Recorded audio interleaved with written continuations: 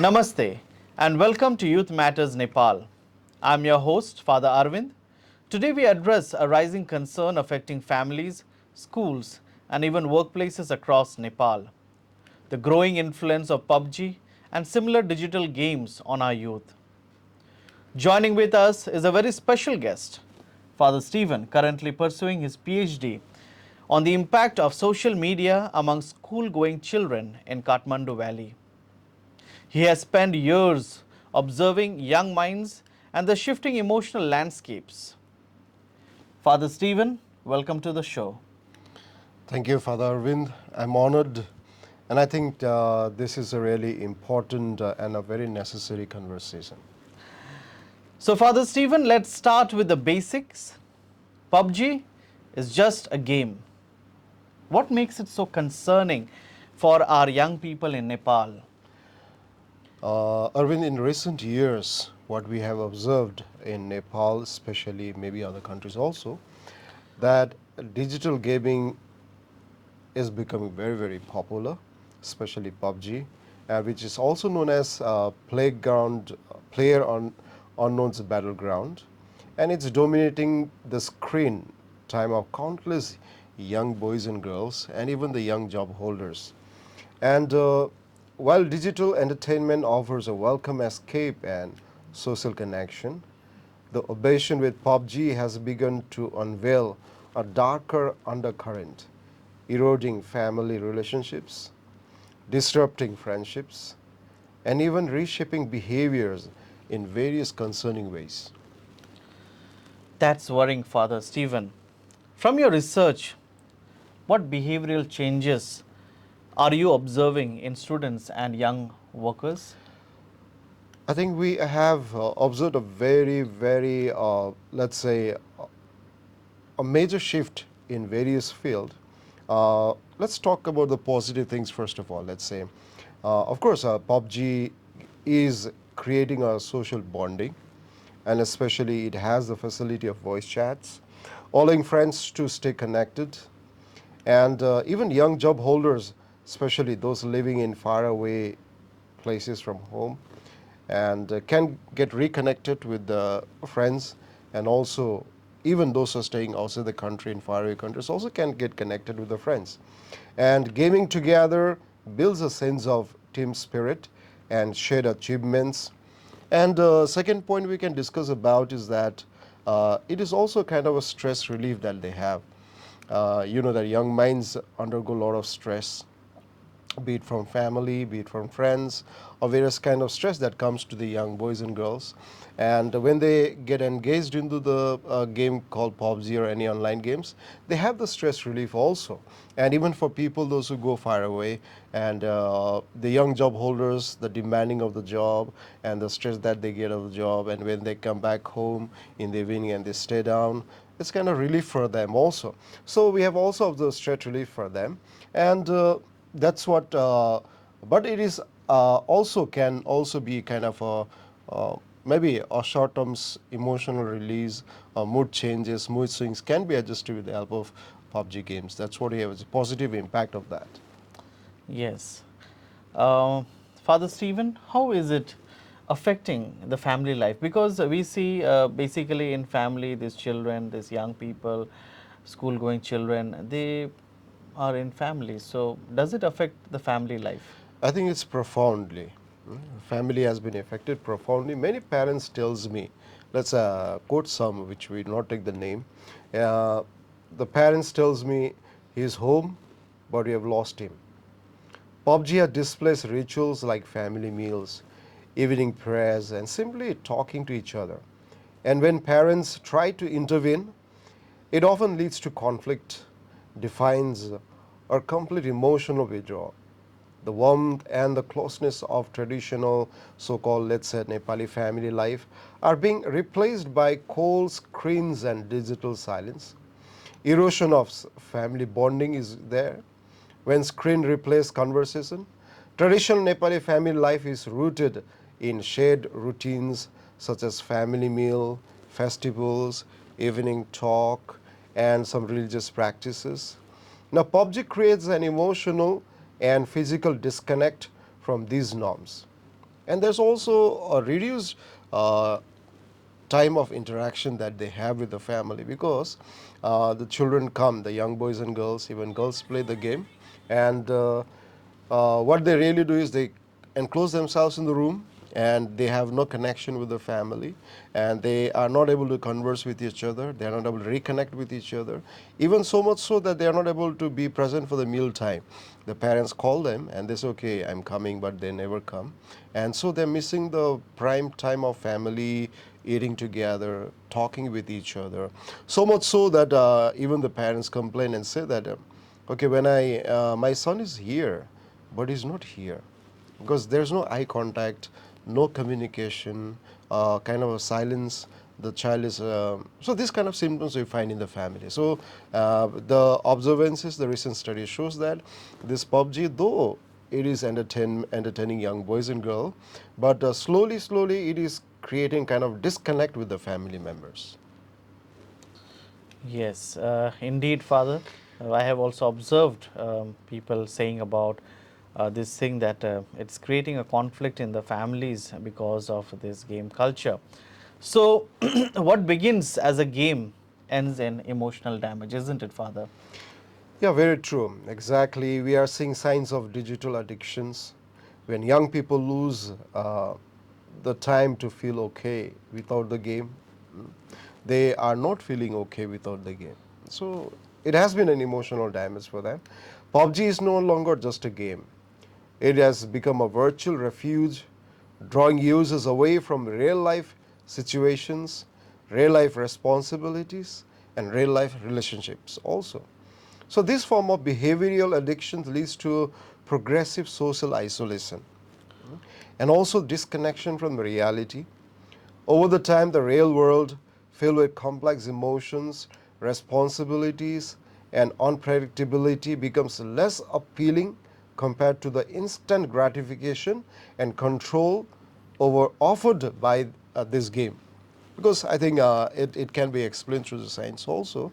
As we know, the example of when a person is into a kind of drugs, we know that the mechanism is that uh, dopamine is released, and the person gets the pleasure from the dopamine that is released. And the second time, when the person again has to get the same amount of pleasure, the the amount of drug has to be increased to release, because the same amount of dopamine what is released cannot give him the same pleasure, so the amount of dopamine has to increase.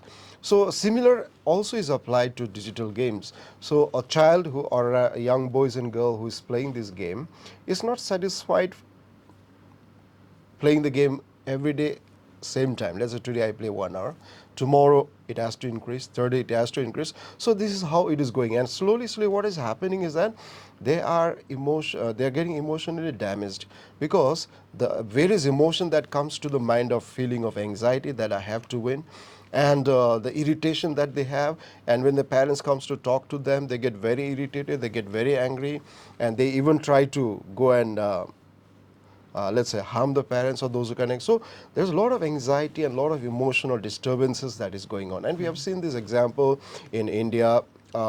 Various example when a child went and cut the father also, because he stopped playing, he asked the boy to stop playing PUBG. So there's various incidents that is going on, and of course so it's a big danger and emotional damage that's happening to young boys and girls. Okay.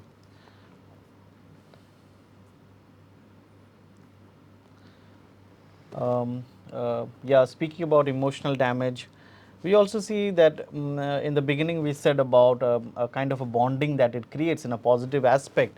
Let's now shift to friendships. In the very beginning, you speaking about the positive aspects of a PUBG game. You said that it builds a relationship, it builds bonds, it builds connectivity from all across the globe. No, PUBG is a team game. No, doesn't that strengthen peer bonds? Of course, PUBG is just a game, and positively it does strengthen. That is a reality people viewed it. But as we see the various studies, and as we go for data collections and what the interviews that we do when we get the response, what we find is that PUBG in reality has not strengthened bonds, rather it has disintegrated friendship and that bonding. Now, how does it happen? Take for example, at first glance, PUBG appears to be strengthening friendship through teamwork and shared online activity. However, the deeper reality reveals increasing cases of social toxicity, exclusions, and emotional breakdowns. There's also in-game stress, real-life fallout. The game's competitive structure breeds blame culture. When matches are lost, they begin to blame each other. Where they say, okay, because of you, because of you. And that's really toxic, and it creates a lot of tension between the friends, and often resulting in verbal abuse, resentment, or being in terms of grudges. Many friendships are fractured due to repeated negative interactions within the gaming environment. Of course, the college and the place I've taken as a point of reference. That's not the real thing. But I like to quote a college student in Pokhara shared how his 3 years friendship deteriorated after a series of in-game clashes where he was kicked out from the team for underperforming. And there's also social exclusion that is taking place. Players who are not part of the regular gaming squads often feel left out. And uh, that is also within the peer groups. So there is a feeling of isolation, rejection, left out, and with these feelings and emotion that is going on inside them, be it a boy or girl, and there is no possibility of bonding taking place rather than separating. So that has been a reality, and PUBG, though it is a team game, but it has not helped in building friendship and strengthening bonding. Yes, that's very heartbreaking to listen to that. In fact, I also read somewhere that it reduces the problem-solving skills of children or the young people who play these games. How does it do that? You see, because no, this children, these gamers, they normally have every solution for a game in the click of a button, be it for loading of their guns or taking out a grenade or taking out a knife. It's all done on clicking of a button, which doesn't happen in real life, I suppose. And I think the study said that it also affects their problem solving skills. So it's a real menace, if you say, these games, especially for young adults who are growing up. If they don't control, if they are not told about it, it will be a real problem for them as well as for the family. So my next question is, what do you believe we can do as educators and faith leaders and as parents? What can be done to solve this issue?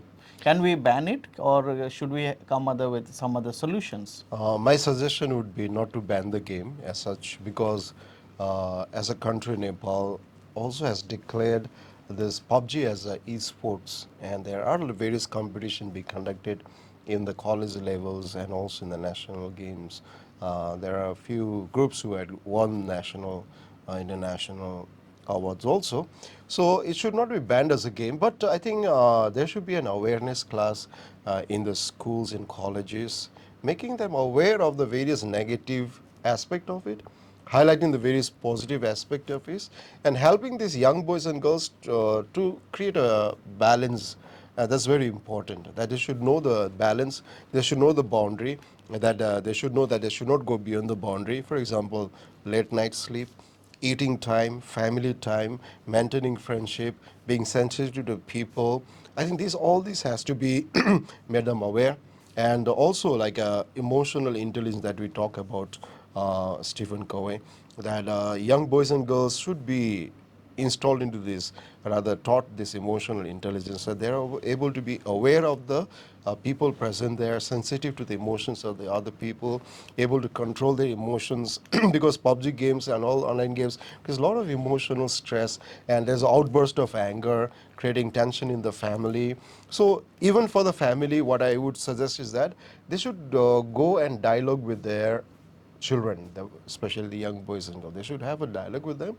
Of course, they should not, okay, they may be very angry, but I think we should have a patience and have an open dialogue and talk with them and sort out the problem in a proper way so that the family is not into issues and conflict. I think that would be a good suggestion from my part. Father Stephen, thank you for this wonderful insights. The real battleground is not on a digital map, but in the hearts and homes of our youth. Let us not just monitor screen time, but open real conversations, offer real connections, as you said, and remind our young people that they are loved, seen, and valued beyond any digital victory.